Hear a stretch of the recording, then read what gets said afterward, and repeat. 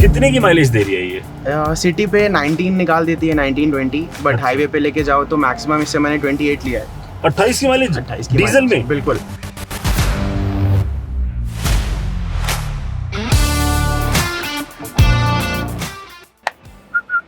ले आओ।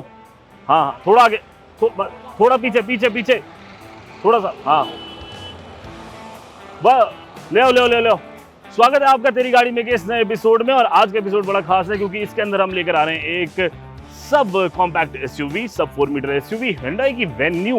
हाँ जी, वेन्यू गाड़ी के बारे में बात करेंगे। बड़ी पॉपुलर कार है। हमारी ऑफिस से सिद्धांत भाई हैं, हमने कहा बैठो जरा, काम वाम तो होता रहेगा, पहले तेरी गाड़ी में चलते हैं। चलिए चलते हैं गाड़ी के अंदर और शुरुआत करते हैं इस नए एपिसोड की। तो सिद्धांत भाई, बहुत बहुत स्वागत है आपका हमारे नए एपिसोड में। Thank you so much. थोड़ा सा तेज बोल के बताओ। Thank you so much. Thank you so much. ये हुई कुछ बात। गाड़ी कौन सी है? Venue SX diesel. Venue SX diesel. क्यों ली?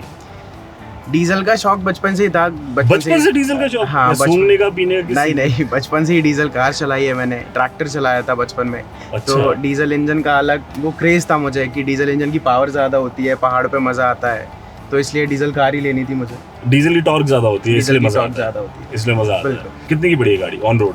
ये मुझे ऑन रोड पड़ी 14.5 की। 14.5 लाख रुपए की। तो आपको लगा कि इतने में पेट्रोल में अच्छा ऑप्शन आ सकता था? लेनी डीजल ही थी। लेनी डीजल ही थी। और डीजल में आजकल विकल्प थोड़े कम हो गए, ये भी प्रॉब्लम है। तो ये प्लानिंग कैसे हुई कि वेन्यू डीजल की तरफ जाना है डिजायर से उठकर? पहले डिजायर था, डिजायर चला रहा था मैं, उसे मैंने चलाई 4-5 साल, वो भी डीजल ही थी। बट सेफ्टी पर्पस से, सेफ्टी पॉइंट व्यू से तो मजा नहीं आई मुझे। क्यों? सेफ्टी? कोई हादसा हुआ? हाँ, मेरा एक्सीडेंट हुआ था। अमरकंटक की पहाड़ पे मैं कार चला रहा था, सामने गाय आ गई थी, मैंने ब्रेक मारी, कार का पूरा कंट्रोल चला गया मेरे हाथ से, कार पलट गई थी।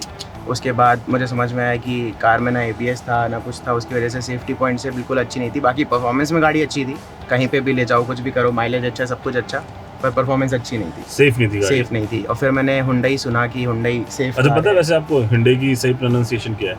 Hyundai नहीं। अच्छा, और क्या है? ये सुना है मैंने, Hyundai। संडे मंडे हंडे, अच्छा, ऐसे प्रोनाउंस करते हैं। Hyundai। ये बात किसी को भी नहीं पता, मतलब वो खुद भी कंफ्यूज हो जाते हैं। जनरली लोग यही बोलते हैं, एजेंसी वाले भी यही बोलते हैं। सब Hyundai। हाँ खैर, आप Hyundai की सेफ्टी के बारे में बात कर रहे थे जी। तो मैंने वही इसकी रेटिंग्स वगैरह देखी, लोगों के व्यूज़ जाने जिनके, और मेरे जो पुराने लोग यूज़ कर रहे हैं क्रेटा और बाकी इसकी कारें, तो फिर मुझे लगा कि वेन्यू का फेसलिफ्ट वेरिएंट आ गया है। पुरानी वाली तो मुझे अच्छी नहीं लगती थी, बट फेसलिफ्ट का जो ये थोड़ा बोल्ड लुक दिया उसमें। क्या चीज़ फेसलिफ्ट में सबसे ज़्यादा पसंद आई आपको? एक तो इसका जो टेल लैंप है कनेक्टेड, वो बिल्कुल, हाँ बिल्कुल रेंज रोवर वाला फील ही देता है वो। और आगे की जो ग्रिल है और जो इसके इंडिकेटर्स का जो साइड में उसकी जो आंखें दिखती हैं, वो मुझे बहुत अट्रैक्ट की। एक तो सबको रेंज रोवर से प्यार है, ब्रेजा वाले कहते हैं कि ब्रेजा रेंज रोवर लगती है, आप कह रहे हो कि वेन्यू रेंज रोवर लगती है। पहले इंसान हो जो मेरे को ये कह रहा है कि वेन्यू रेंज रोवर लगती है। पीछे वाली जो लाइट है उसकी, वो पहले वाली क्यों नहीं अच्छी लग रही थी वेन्यू? पहले वाली की जो पीछे की बैक लाइट थी, और मतलब वो कार देख के कुछ ऐसा अच्छा सा नहीं लगता था, मतलब मेरे लाइक जो यंग फील नहीं आती थी। इसके अंदर यंग फील है बिल्कुल। क्या उम्र है आपकी? मैं 25 हूँ। 25 साल की उम्र में वेन्यू डीजल है तो बहुत ही कमाल की बात नहीं होगी? कितने की माइलेज दे रही है ये? सिटी पे 19 निकाल देती है, 19-20, बट हाईवे पे लेके जाओ तो मैक्सिमम इससे मैंने 28 लिया है। 28 की माइलेज? 28 की डीजल में? बिल्कुल। क्या बात कर रहे हो? 800 किलोमीटर लगातार कंटिन्यू ड्राइव की थी मैंने। हाँ, तो 28 का माइलेज आया था इसका।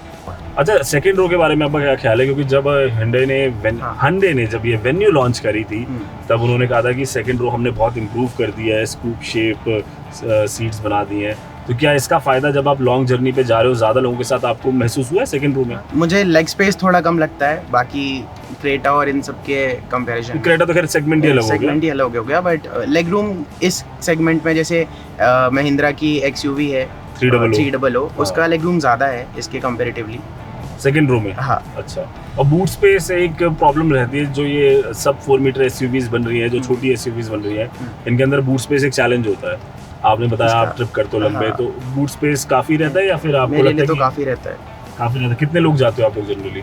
4-5, मतलब फुल कैपेसिटी में ही जाते हैं। 4 लोग जाते हो, बूट स्पेस में काम बन जाता है आराम से। कैसे इतने कपड़े लेके जा रहे हो उर्फी जावेद वाले? नहीं, कैसे बन रहा है काम?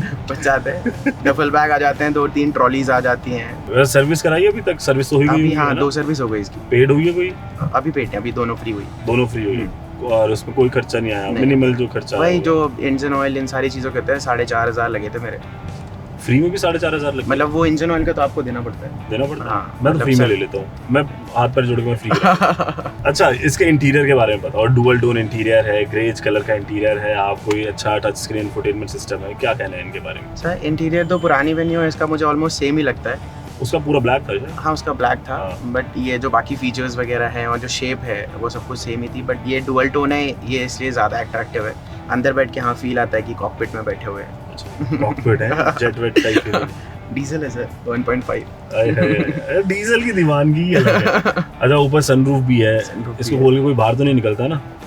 नहीं, निकलना भी नहीं चाहिए। इलीगल काम नहीं करते। ओए, लीगल लौंडा, ये वाली टैगलाइन चला देंगे हम। बिल्कुल सर। सनरूफ अगर नहीं होती तो चलता? सर जाना तो सनरूफ में था, अब सारे फीचर्स तो चाहिए था जब टॉप मॉडल में इसीलिए गए कि थोड़ा जेब और डील ही कर लेते हैं, बट सारे फीचर्स मिलने चाहिए। सनरूफ मिलनी चाहिए। बिल्कुल नहीं, मुझे लगा शायद प्रायोरिटी डीजल की रही होगी। नहीं, डीजल के साथ और भी बाकी चीज़ें थी। क्या बाकी चीजें थी? और इसके जो डायमंड कट अलॉयज हैं, सनरूफ, और जो इसके बेस मॉडल्स में जो पीछे की टेल लैंप आती है हाँ। उसकी अलग होती है, इसकी पूरी वो connected नहीं होती। कनेक्टेड नहीं होती। तो ये सारे फीचर्स ही देख के जाना था, ठीक थोड़ी और जेब डील ही कर लेते हैं। क्योंकि मैं यही समझना चाहता हूँ कि इंसान गाड़ी खरीदते वक्त ना क्या क्या देखता है, क्या उसके लिए कॉस्मेटिक चीजें बहुत मैटर करती हैं, या फिर उसको बस एक गाड़ी चाहिए गुड इंजन के साथ? सर गुड इंजन के साथ तो चाहिए, बट अगर फीचर्स और ज़्यादा अच्छे मिल रहे हैं तो वाई नॉट। और कितनी डाउन पेमेंट करी थी इस गाड़ी की? मैंने कैश पे लिए सर, पूरे कैश पे? पूरी कैश पे। पैसे कौन के? पापा ने दिए पैसे? इंडिया टीम के लिए खेल रहा हूँ सर, क्यों, कौन सा गेम खेलते हो आप? Mini golf. Mini golf? Football India. क्या होता है ये गेम? थोड़ा सा गेम के बारे में बताओ यार, बड़ी इंटरेस्टिंग बात है, गाड़ी की तो होती रहेगी, फुटबॉल बताओ। सर जैसे गोल्फ खेलते हैं हम, हाँ। ग्राउंड पे एक एंड पे एक पॉइंट होता है, उस पे बॉल ले जानी होती है। ऐसी जो फुटबॉल होता है उसे बाकी कंट्रीज में मिनी गोल्फ भी कहते हैं। तो आपके ग्राउंड पे लेटर्स बने होते हैं, फेयरवेज कहते हैं जिसे हम। अच्छा, आई बना होगा, जे बना होगा, एल बना होगा, तो आपको कम से कम स्ट्रोक पे वो गेट क्रॉस कराना होता है। तो अच्छा। I am playing for India team. अरे क्या बात है यार, मतलब हाथ मिलाओ, ये तो प्राउड मोमेंट है। मतलब बिल्कुल सर। गाड़ी से ज्यादा बड़ी बात तो अब हुई है यहाँ पे। तेरी गाड़ी में होता रहेगा, लेकिन पहले तेरे गोल्फ में खेलेंगे हम। बिल्कुल। तो अभी आप कहाँ खेल कर आए हो और अभी से- इंडिया को कहाँ रिप्रेजेंट किया है? अभी रिसेंटली मैंने थाईलैंड रिप्रेजेंट किया, वहाँ पे चांग माई में था हमारा टूर्नामेंट। अच्छा। जनवरी में, तो ब्रॉन्ज मिला। अरे वाह क्या यार, है? बहुत मुबारक हो। बिल्कुल। अभी I am preparing for Olympics as well. क्या बात कर रहे हो? 2025 में ट्रायल्स है। मैं भविष्य के ओलंपियन के साथ बैठा हुआ हूँ। ये मेरे इतिहास का सबसे बड़ा एपिसोड हो जाएगा। I wish. और पूरे देश की दुआएं आपके साथ है। एक तो आप हमारे ऑफिस में काम करते हैं और हमें अपने ऑफिस का टैलेंट नहीं पता। मेरी रिक्वेस्ट ऑफिस मैनेजमेंट से इनके अप्रेजल में 5% एक्स्ट्रा दें फुटबॉल का। Thank you sir. ठीक है, और हम उम्मीद करेंगे कि आप ओलंपिक्स में देश के लिए मेडल लेकर आएं, और फिर हम हिंडा से कहेंगे कि आपके घर में वेन्यू की लाइन लगा दें। ओए होए। आप इनको 15-20 वेन्यू दो। डीजल। डीजल, सारी डीजल। सारी डीजल। हर दिन भाई अलग वेन्यू चलाएगा। बिल्कुल। तो ये तो बात हुई सिद्धांत की, जिन्होंने वेन्यू कैश मिली, क्योंकि ये इंडिया के लिए खेलते हैं, भाई के पास पैसा आता रहता है, इसकी कोई दिक्कत वाली बात नहीं है। ओवरऑल फीडबैक इनका कहना है कि गाड़ी रेट मत बढ़वा देना सर आप। 15-20 लाख में नहीं पड़ती रेट। फिर ठीक।